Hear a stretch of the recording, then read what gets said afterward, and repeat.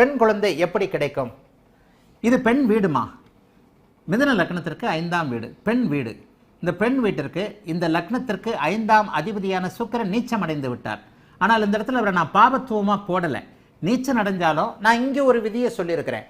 ஸ்தான பலத்தை இழந்திருந்தாலும் அதனை அடுத்த இணையான பலமாக்கிய திக்பலம் என்கின்ற ஒரு நிலையை சொல்லியிருக்கிறேன். அப்போ இந்த இடத்துல பார்த்தீங்கன்னா சுக்கிரன் திக்பலத்தை அடைந்திருக்கிறார், நீச்சம் அடைஞ்சிருக்கிறாரு.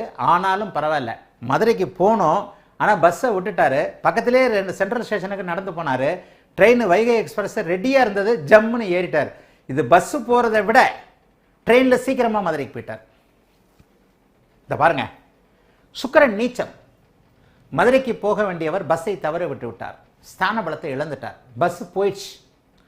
ஆனால் அந்த சுக்கிரன் ஸ்தான பலத்திற்கு அடுத்ததாக சொல்லப்படக்கூடிய திக்பலத்தில் இருக்கிறார். உங்களுக்கு வைகை எக்ஸ்பிரஸ் கிடைச்சிருச்சு.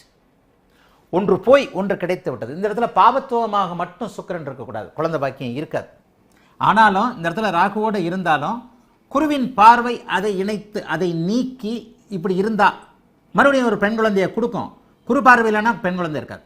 எப்படி போடணும்னா, குழந்தை பாக்கியம் இல்லைங்கய்யா, இப்படி போயிடுங்க. இந்த மாதிரியான அமைப்பு. இப்போ பார்த்தீங்கன்னா இந்த இடத்துல குருவும் 6ல் மறைஞ்சிட்டாரு. அமாவாசை சந்திரனால ஒரு நிலையில் இந்த இடத்துல அவர் பலவீனம் அடைந்து விட்டார். அப்போ இந்த இடத்துல பார்த்தீங்கன்னா லக்னாதிபதி பாபத்துவம், லக்னாதிபதி 5ஆம் இடத்துல சனி, 5ஆம் அதிபதி பரிவர்த்தனை ஆனாலும் ராகுவோடு சேர்ந்து பாபத்துவம்.